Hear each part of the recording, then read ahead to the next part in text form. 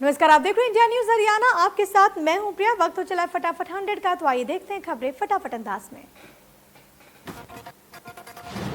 कश्मीर में आतंकियों पर सेना की कार्रवाई से बौखलाया पाकिस्तान। सरहद के पुंछ इलाके में सीमा पार से सीज फायर का किया उल्लंघन। पाकिस्तान की ओर से हुई फायरिंग में 3 स्थानीय लोगों की मौत। भारतीय सेना ने भी पाकिस्तान फायरिंग का मुंहतोड़ जवाब दिया। फरीदाबाद के एक होटल से यूपी के कुख्यात गैंगस्टर विकास दुबे के 2 रिश्तेदार गिरफ्तार। पुलिस ने प्रभात मिश्रा और अंकुर से 4 पिस्टल भी बरामद किए। प्रभात मिश्रा और अंकुर गैंगस्टर विकास दुबे के रिश्तेदार बताए जा रहे हैं। विकास दुबे फरीदाबाद के सेक्टर 87 में रुका था, जिसके साथ ही प्रभात मिश्रा भी था। वहीं फरीदाबाद पुलिस ने भी विकास दुबे को लेकर पूरी रात सर्च ऑपरेशन चलाया। पुलिस सूत्रों की माने तो विकास दुबे के पास फिलहाल कोई अपनी कार नहीं है।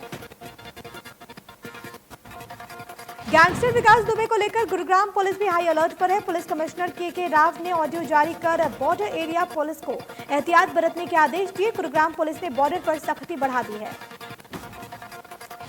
पुलिस कमिश्नर के अनुसार विकास दुबे टैक्सी या फिर ऑटो के जरिए एक जगह से दूसरी जगह जा सकता है। संभावना ये भी जताई जा रही है कि विकास दुबे फिलहाल लंगड़ाकर चल रहा है।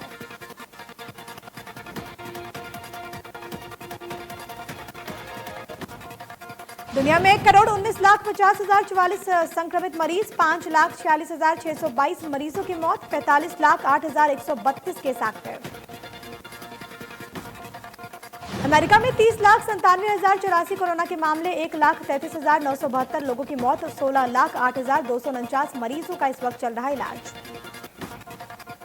ब्राजील में 16,74,655 कुल कोरोना के केस, 66,868 मरीजों की मौत। राष्ट्रपति जायर बोल्सोनारो भी हुए कोरोना से संक्रमित। रूस में कोरोना मरीजों की संख्या 6,94,230, 10,494 मरीजों की मौत, 2,19,856 मरीज इस वक्त एक्टिव। देश में एक दिन में सामने आए 23,135 नए केस। कुल मरीजों का आंकड़ा हुआ 7,23,481। अब भी 2,65,670 केस एक्टिव। महाराष्ट्र में कुल 2,17,121 मामले आए सामने। एक दिन में 5,000 से ज्यादा केस की पुष्टि। अभी 89,000 से ज्यादा मरीजों का चल रहा है इलाज। तमिलनाडु में कोरोना मरीजों का आंकड़ा हुआ 1,18,594। एक दिन में सामने आए 3,616 नए केस, 1,636 मौत। दिल्ली में 1,02,831 कुल कोरोना के पेशेंट। एक दिन में सामने आए 2,008 नए मामले, 3,165 कोरोना मरीजों की मौत। हरियाणा में एक दिन में सामने आए 495 नए केस। कुल मरीजों का आंकड़ा 17,999। अब तक प्रदेश में कोरोना से 279 मौतें। सिरसा में एक दिन में सामने आए कोरोना के 20 नए केस। जिले में संक्रमित मरीजों का आंकड़ा हुआ 161 कोरोना मरीजों का इस वक्त चल रहा इलाज। 10 मरीज हुए स्वस्थ। गुरुग्राम में कोरोना के 125 नए मामले रिपोर्ट हुए। 107 लोग हो चुके हैं स्वस्थ। कोरोना के कारण अब तक 102 लोगों ने जान गंवाई है। अनलॉक फेज 2 के शुरुआत के बाद भी फरीदाबाद में बाजारों में रौनक नहीं दिखी। जरूरी सेवाओं से जुड़ी दुकानें जैसे मेडिकल स्टोर और डेयरी भी बंद रही। फरीदाबाद में लगातार बढ़ रहे कोरोना के मामलों को देखते हुए स्वास्थ्य विभाग ने कोरोना की जांच रिपोर्ट मरीज को घर बैठे भेजने की तैयारी कर ली। अब लोगों को फोन पर ही SMS के जरिए रिपोर्ट की जानकारी मिल जाएगी। फरीदाबाद में सरेआम घूम रहे हैं 1,600 कोरोना मरीज। इन मरीजों ने टेस्ट कराते वक्त स्वास्थ्य विभाग को दी थी गलत सूचना। अब स्वास्थ्य विभाग के पास ना तो इनका पता है, ना ही फोन नंबर। पंचकुला के PWD रेस्ट हाउस में डिप्टी सीएम दुष्यंत चौटाला पहुंचे, जहां पर उन्होंने जेजेपी के चरखी दादरी और भिवानी के कार्यकर्ताओं के साथ मीटिंग की। उन्होंने कैबिनेट में लिए गए फैसलों को ऐतिहासिक बताते हुए कहा कि जो भी फैसले लिए गए युवाओं के रोजगार संबंधी, किसानों के स्टैंप पेपर चार्ज को लेकर सभी फैसले प्रदेश को प्रगति की ओर ले जाएंगे। उन्होंने ये भी कहा कि इस बैठक का मुख्य एजेंडा संगठन की गतिविधियों को आगे बढ़ाना है। वहीं बड़ौदा उपचुनाव को लेकर उन्होंने कहा कि बेशक ये कांग्रेस की सीट रही, पर जिस मजबूती से सरकार चल रही है उसी मजबूती के साथ बड़ौदा उपचुनाव में जीत भी हासिल करेंगे। बेरोजगारी को लेकर कांग्रेस प्रदेशाध्यक्ष कुमारी सैलजा ने किया ट्वीट। उन्होंने लिखा कि प्रदेश में रोजगार को लेकर इस वक्त हालात भयावह बने हुए हैं। प्रदेश में उद्योग धंधे चौपट है, बेरोजगारी लगातार बढ़ती जा रही है, जो कि बेहद चिंताजनक स्थिति है। कुमारी सैलजा ने आगे कहा कि हरियाणा सरकार एक तरफ प्राइवेट सेक्टर की नौकरियों में स्थानीय युवाओं को 75% आरक्षण का ढोंग पीट रही है, वहीं जमीनी सच्चाई ये है कि प्राइवेट सेक्टर में नौकरियां नहीं है। उन्होंने आगे लिखा कि सरकारी नौकरियां सरकार देना नहीं चाहती, इसलिए पुरानी भर्तियों को लटकाया जा रहा है। साजिश रचकर सरकारी कर्मियों की रोजी रोटी छीनी जा रही है। कच्चे कर्मी नौकरी से निकाले जा रहे हैं। हरियाणा सरकार झूठे जुमले ना गढ़कर रोजगार वृद्धि के लिए ठोस कदम उठाए। कांग्रेस नेता रणदीप सुरजेवाला ने आर्थिक मंदी और आय की तंगी को लेकर सरकार को घेरा। कहा कि सरकार मरहम लगाने के बजाय जले पर नमक छिड़कने का काम कर रही है। पूर्व सीएम और नेता विपक्ष भूपेंद्र सिंह हुड्डा ने बड़ौदा उपचुनाव को लेकर बयान दिया। उन्होंने कहा कि बड़ौदा उपचुनाव संगठित होकर लड़ेंगे, जीतेंगे, जिसकी वजह से कांग्रेस विधायकों की ड्यूटी भी लगाई गई है। बड़ौदा के लोग मन बना चुके हैं, जिसके वजह से कांग्रेस यहां पर काफी भारी बहुमत से जीतेगी। हुड्डा ने बेरोजगारी को लेकर कहा कि लोग बेरोजगारी भ्रष्टाचार में साझेदारी नहीं चाहते। साथ ही साथ ये भी कहा कि पेट्रोल डीजल के रेट बढ़ रहे हैं, जिसकी वजह से लोग काफी परेशान हैं। सरकार के इस फैसले ने गरीबों के साथ साथ मध्यम वर्ग के लोगों पर भी परेशानियां उनकी बढ़ा दी है। हुड्डा ने किसानों के मामले को लेकर सरकार को घेरा। कहा किसान मंडियों में परेशान हैं, जिसकी वजह से सबसे ज्यादा जो संकट है वो पेमेंट नहीं होना है। सरकार ने इसके बाद धान नहीं लगाने के भी आदेश दिए, जिसकी वजह से किसानों को दोहरी मार यहां पर झेलनी पड़ रही है। सरकार को पीटीआई मामले पर घेरते हुए हुड्डा ने कहा कि सरकार ने किसी वर्ग को कुछ नहीं दिया। 1 लाख से ज्यादा सरकारी पद खाली है, लेकिन फिर भी खाली पदों पर भर्ती नहीं की जा रही। इससे साफ होता है कि पीटीआई टीचर्स को सरकार ने हटाया है। कैथल में इनेलो कार्यकर्ताओं से अभय चौटाला ने मुलाकात की। अभय का आज कार्यकर्ताओं से मुलाकात और बैठक का आखिरी दिन है। अभय अपने दौरे पे सरकार पर हमलावर हैं। अभय चौटाला ने बड़ौदा उपचुनाव को लेकर एक बार फिर से सरकार और विपक्ष पर निशाना साधा। अभय ने कहा कि वहां ना सीएम चुनाव लड़ेंगे, ना ही भूपेंद्र हुड्डा।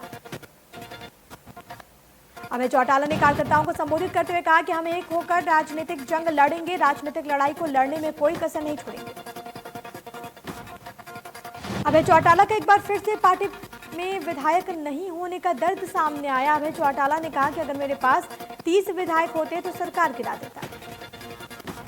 वहीं जेजेपी और बीजेपी गठबंधन को लेकर अभय चौटाला ने कहा कि गठबंधन में ही खींचतान चल रही है। जेजेपी के विधायक सरकार से नाराज हैं। उन्होंने कहा कि विधायक अपनी बात ना सुनने की शिकायत करते हैं। भिवानी पहुंचे अभय चौटाला सरकार पर आक्रामक नजर आए। अभय चौटाला ने कहा कि सरकार नशा तस्कर और शराब माफिया को बढ़ावा दे रही है। विधानसभा सत्र में सबूतों के साथ खुलासा करने का भी किया दावा।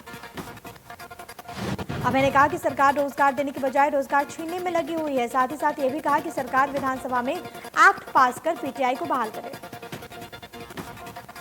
बड़ौदा विधानसभा सीट को लेकर अभय चौटाला ने कहा कि बड़ौदा सीट कांग्रेस की नहीं बल्कि इनेलो की परंपरागत सीट है। हुड्डा जिस कांग्रेस की बात करते हैं वो टुकड़े टुकड़े हो चुकी है।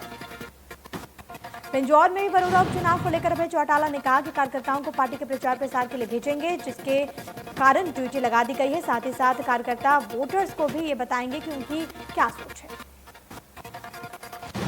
अभय चौटाला ने यह भी कहा कि मतदाताओं को बताया जाएगा कि कैसे सभी पार्टीज ने लोगों को ठगने का काम किया। उसके बाद मतदाताओं की मर्जी है वो किसे अपनाना चाहते हैं। उन्होंने दावा भी किया कि बीजेपी जेजेपी की 100% जमानत जब्त होगी। प्रदेश सरकार ने मंत्रिमंडल की बैठक में प्रदेश के युवाओं को प्राइवेट सेक्टर और सरकारी विभागों में 75% नौकरी देने का प्रस्ताव पास किया। इसको लेकर अब विपक्ष ने सरकार को घेरना भी शुरू कर दिया है। कांग्रेस के वरिष्ठ नेता और पूर्व विधायक उदय भान ने सरकार को घेरते हुए कहा कि ये सरकार का बड़ौदा उपचुनाव को लेकर बहुत बड़ा जुमला है, लेकिन बड़ौदा उपचुनाव में कांग्रेस भारी मतों से विजयी होगी। उन्होंने ये भी कहा कि आज प्रदेश में जितने भी उद्योग हैं, सरकारी विभाग हैं, उनके अंदर ठेका प्रथा शुरू की गई है, जिसको लेकर उद्योगों में प्रदेश के युवाओं को नौकरियां नहीं मिल रही।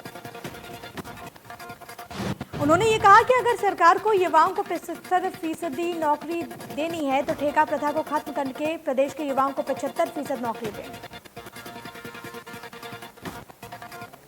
प्रदेश बीजेपी अध्यक्ष को लेकर रामविलास शर्मा ने कहा कि मुझे 2 बार पार्टी संभालने का अनुभव है, मुझे उम्मीद है कि बीजेपी संगठन सही फैसला करेगा। पूर्व सीएम हुड्डा के बयानों पर रामविलास ने पलटवार करते हुए कहा कि हुड्डा का काटा तो जींद उपचुनाव में भी निकल गया। पिहोवा के इस्माइलाबाद में मेन रोड के नवीनीकरण का काम शुरू हो चुका है, जिसका उद्घाटन खेल एवं युवा मामलों के राज्य मंत्री संदीप सिंह ने किया। आपको ये बताएं कि सड़क करीब 5 किलोमीटर लंबी बनेगी, जिसकी लागत करीब 1 करोड़ 17 लाख रुपए आएगी।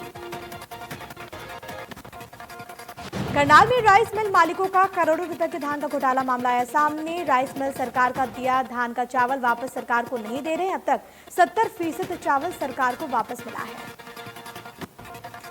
बकाया चावल को राइस मिल मालिक अब यूपी बिहार से पीडीएस का चावल खरीद कर पूरा कर रहे हैं। खाद्य विभाग के ऑफिस और एसडीएम टीम ने छापे मारकर 2 ट्रक बरामद किए। बरामद किए गए दोनों ट्रक में 737 क्विंटल चावल मिले हैं, जो कि यूपी के बांदा शहर से करनाल पहुंचे थे। डीसी के अनुसार दोनों ट्रक बालाजी राइस मिल और न्यू इंडिया राइस मिल के बताए जा रहे हैं। राइस मिल मालिक बड़े घोटाले को अंजाम देने में लगे हुए हैं। फिलहाल मामले की जांच एसडीएम नरेंद्र पाल मलिक कर रहे हैं। राइस मिल मालिकों को 30% बकाया चावल सरकार को देने हैं, जिनकी आखिरी डेट 15 जुलाई की है। भिवानी में आपदा प्रबंधन को लेकर प्रशासन पूरी तरीके से अलर्ट। जिलाधीश अजय कुमार अधिकारियों के साथ तैयारियों का जायजा लेने के लिए पहुंचे। इस दौरान उन्होंने जरूरी दिशा निर्देश भी दिए। जिलाधीश अजय कुमार अधिकारियों के साथ निनान गांव में गहरे जल घर पर पहुंचे, जहां पर उन्होंने मोटर बोट में सवार होकर तैयारियों का जायजा लिया। तेज बारिश या फिर बाढ़ के हालात को काबू करने की तैयारियों की जानकारी भी हासिल की गई। जिलाधीश ने अधिकारियों को निर्देशित किया कि अपने अपने क्षेत्र में बरसाती नालों और ड्रेन की सफाई सुनिश्चित करके फोटो और वीडियो भेजें। उन्होंने लोगों से कहा कि अगर कहीं कोई परेशानी हो तो इसकी सूचना भी डीएम को दें। नारनौंद में कोतकला डेरे के महंत शुक्राई नाथ पर तेजधार हथियार से हमला कर दिया गया, जिसके बाद उन्हें नाजुक हालत में सामान्य अस्पताल भर्ती करा दिया गया है, लेकिन डॉक्टर्स ने प्राथमिक उपचार के बाद महंत को हिसार रेफर कर दिया। कोतकला डेरे के महंत पर हमले का आरोप डेरे में रहने वाले एक शख्स पर है। पुलिस के अनुसार आरोपी शख्स रोज डेरे में पूजा पाठ के लिए आता था। हमले के दिन भी वो पूजा के लिए आया था, जहां पर हथियार से उसने महंत पर हमला बोल दिया। हालांकि महंत शुक्राई नाथ पर हमले के आरोपी शख्स को पुलिस ने गिरफ्तार कर लिया है। आपको ये बताएं कि डेरे में 3 साल पहले हुए विवाद के बाद महंत को गद्दी मिली थी। वो विवाद अभी थमा नहीं है। रेवाड़ी में दिल्ली जयपुर हाईवे पर हादसे के दौरान ट्रैक्टर और टैंकर टकरा गए। हादसे में एक बच्चे की जान चली गई, जबकि एक महिला समेत 2 लोगों की हालत नाजुक बताई जा रही है। घायलों को अस्पताल में भर्ती करा दिया गया। बालावास गांव का रहने वाला एक शख्स ट्रैक्टर से अनाज लेकर धारूहेड़ा की तरफ जा रहा था। ट्रॉली में एक महिला और 4 साल के बच्चे बैठी हुई थी। निखरी गांव के पास फ्लाईओवर पर पीछे से आ रहे केमिकल से भरे टैंकर ने ट्रैक्टर को टक्कर मार दी। हादसे के बाद टैंकर चालक मौके से भाग निकला। सूचना के बाद मौके पर पहुंची पुलिस ने टैंकर चालक के खिलाफ मुकदमा दर्ज कर दिया है और तलाश शुरू कर दी है। करनाल के बड़ा गांव में तेज रफ्तार ट्रक ने 2 बाइक को टक्कर मार दी। हादसे में एक शख्स की मौके पर ही जान चली गई। 3 लोग घायल हुए, जिन्हें अस्पताल में भर्ती करा दिया गया है। इलाज जारी है। बताया जा रहा है कि मृतक उसी गांव का रहने वाला था और काम करके वापस घर लौट रहा था। गांव वालों के अनुसार यहां से रोज भारी वाहन तेज रफ्तार से गुजरते हैं, जिसकी वजह से आए दिन ऐसे हादसे होते रहते हैं। लोगों ने कहा कि अगर स्पीड ब्रेकर होगा तो बड़े वाहनों की गति पर लगाम लग पाएगी, हादसों में कमी आएगी। फिलहाल पुलिस ने ट्रक चालक को गिरफ्तार कर कार्रवाई शुरू कर दी। यमुनानगर जिला जेल में छापेमारी के दौरान कई गैंगस्टर और हत्या के आरोपियों से 11 मोबाइल फोन, बैटरी चार्जर समेत रुपए मिले हैं। जेल अधीक्षक संजीव पैटर्न ने जेल में छापेमारी की। जेल में जैसे ही तलाशी अभियान शुरू किया गया, एक कैदी ने मोबाइल में से सिम निकालकर उसे चबाना शुरू कर दिया, तो दूसरे ने अपना मोबाइल को ही तोड़ दिया। जेल अधीक्षक के अनुसार जेल में सुरक्षा अच्छी है, लेकिन इसके बावजूद मोबाइल इन बंदियों तक कैसे पहुंचे, इसकी पड़ताल की जा रही है। इन लोगों ने कहां बात की, इसकी जानकारी भी जुटाई जाएगी। जिला जेल सबसे सुरक्षित मानी जाती है, लेकिन जब जेल में ही मोबाइल मिले तो जेल पर सवाल उठने लाजमी है। हालांकि जेल के अंदर से अपराधियों के गिरोह का नेटवर्क के जरिए काम करने की सूचना भी सामने आती रहती है। कुरुक्षेत्र में युवती के लापता और मर्डर की आशंका की वजह से सेक्टर 3 में जमकर हंगामा और भारी पथराव हुआ। पुलिस युवती की तलाश में जुटी हुई है, लेकिन युवती के परिवार वाले इसे समझने को तैयार नहीं। सेक्टर 3 में हंगामा काट रहे परिजनों को जब पुलिस प्रशासन ने समझाया तो वहां पर भीड़ इकट्ठा हो गई। भीड़ के पथराव करते वक्त पुलिस को हालात काबू में करने को लेकर कड़ी मशक्कत भी करनी पड़ी। थाना प्रभारी का यह कहना है कि युवती के लापता होने की खबर उन्हें मिली थी, जिसके बाद युवती की खोज शुरू कर दी गई। परिवार वालों की आशंका की वजह से मकान नंबर 456 की तलाशी भी उनके सामने ली गई, लेकिन युवती वहां पर नहीं मिली। पुलिस के अनुसार परिजनों को समझाया गया, लेकिन वो मानने को तैयार नहीं। पत्थरबाजी में काफी नुकसान हुआ। पुलिस पत्थरबाजों पर उचित कार्रवाई जरूर करेगी। भिवानी में प्रदर्शन करे 1983 पीटीआई टीचर्स में कुछ ऐसे लोग भी हैं जो कि पहले भी मजबूरी के मारे थे, अब हटाने के बाद वो और बेबस हो गए हैं। लगातार 3 सप्ताह से पीटीआई टीचर्स धरने पर बैठे हैं और पीटीआई विधवा महिला टीचर का ये कहना है कि वो सास ससुर और अपने बच्चों का पालन पोषण कर इस नौकरी के सहारे ही कर रही थी, लेकिन परिवार का सहारा बनी नौकरी को ही छीन लिया गया। पीटीआई विधवा टीचर का ये कहना है कि नौकरी जाने की वजह से वो अपने सास ससुर और अपने बच्चों का गुजारा कैसे करेगी। महिला टीचर का ये भी कहना है कि एक तरफ सरकार बेटी बचाओ बेटी पढ़ाओ का अभियान चलाती है, तो वहीं दूसरी ओर बेटियों का घर उजाड़ा जाता है। झज्जर में पीटीआई टीचर्स का धरना 24वें दिन भी जारी रहा। लघु सचिवालय के सामने शिक्षकों का धरना देखने को मिला। शिक्षकों का ये कहना है कि वो लगातार सरकार से गुहार लगा रहे हैं, लेकिन सरकार सुनने को तैयार नहीं। शिक्षकों ने चेतावनी देते हुए कहा कि अगर सरकार ने उनकी मांगे नहीं मानी तो वो सरकार के खिलाफ आंदोलन करेंगे, अपना धरना प्रदर्शन जारी रखेंगे। भिवानी में पीटीआई शिक्षकों का धरना 23वें दिन जारी रहा। प्रदर्शनकारी शिक्षकों का ये कहना है कि सरकार ने बहाल की तो देंगे साथ, वरना लड़ेंगे आत पात की लड़ाई। सिरसा में भी पीटीआई टीचर्स का धरना जारी है। मंत्रिमंडल की बैठक में शिक्षकों को बहाली की उम्मीद थी, लेकिन सरकार ने इस बारे में कोई फैसला नहीं लिया, जिसकी वजह से शिक्षक लगातार धरना प्रदर्शन कर रहे हैं। शिक्षकों का ये कहना है कि सरकार की नीयत में खोट है, इसलिए अब शिक्षक आम जनता का समर्थन मांगकर सरकार के खिलाफ आंदोलन को और भी ज्यादा तेज करेंगे। भारतीय किसान यूनियन की बैठक हुई, जिसमें केंद्र सरकार की ओर से लिए गए फैसलों पर किसानों ने आर पार की जंग का ऐलान कर दिया है। किसान नेता गुरनाम सिंह ने ऐलान किया कि आगामी 20 जुलाई को ट्रैक्टर्स पर काले झंडे लगाकर प्रदर्शन किया जाएगा।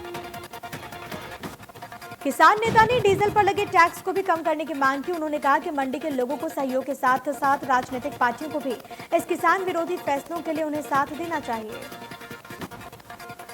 फरीदाबाद के सेक्टर 3 के निवासियों ने बिजली निगम के अधीक्षक अभियंता के कार्यालय पर जोरदार प्रदर्शन किया। प्रदर्शन कर रहे लोगों का ये कहना है कि सालों से हाई टेंशन तारें उनके सिर पर मौत की साई की तरह लटकी हुई है, जिन्हें तुरंत हटवाया जाए। प्रदर्शनकारियों का यह भी कहना है कि बारिश के मौसम में इन तारों की वजह से उनके घरों में करंट लग जाता है, जिसकी वजह से 3 लोगों ने जान भी अभी तक गंवा दी है। कैथल में यातायात नियमों की घोर अवहेलना के आरोप में बुलेट बाइक को जब्त कर लिया गया। एसपी शशांक कुमार सावंत के आदेशानुसार पटाखे की आवाज निकालने वाले मॉडिफाइड साइलेंसर वाले बुलेट चलाने वालों के चालान काटे गए।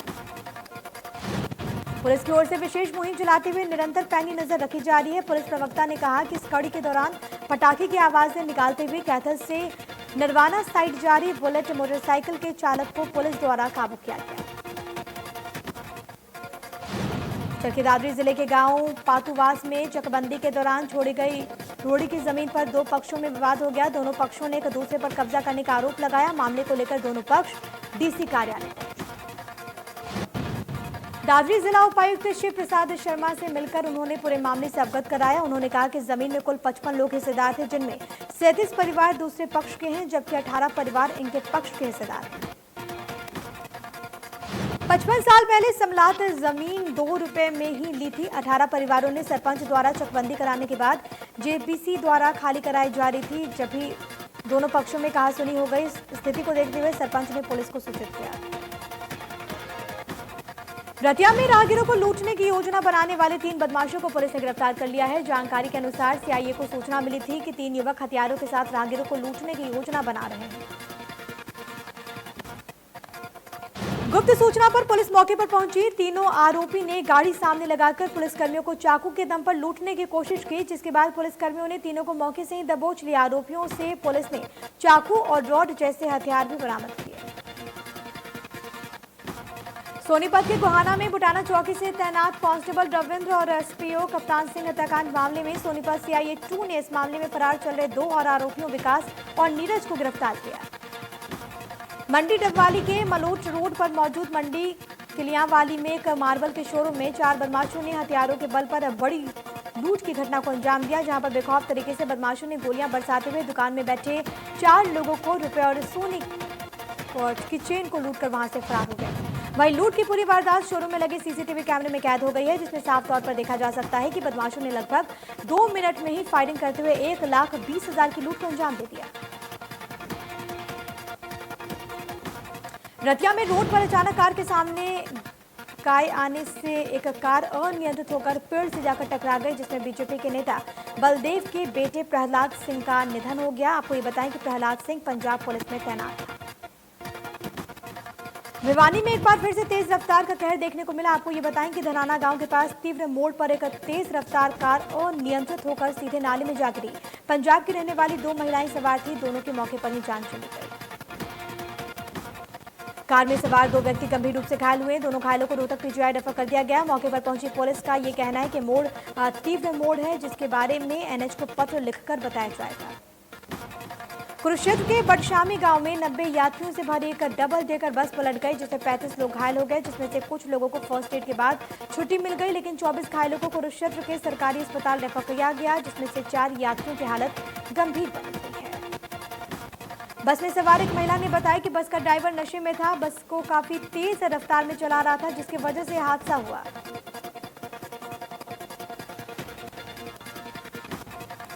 महेंद्रगढ़ में छात्र हत्या मामले में पुलिस ने अहम खुलासा किया। पिता और ताऊ ने मिलकर युवक की बेरहमी से हत्या कर दी। बताया जा रहा है कि अपने बेटे से परेशान होकर उसकी बेरहमी से हत्या कर दी गई।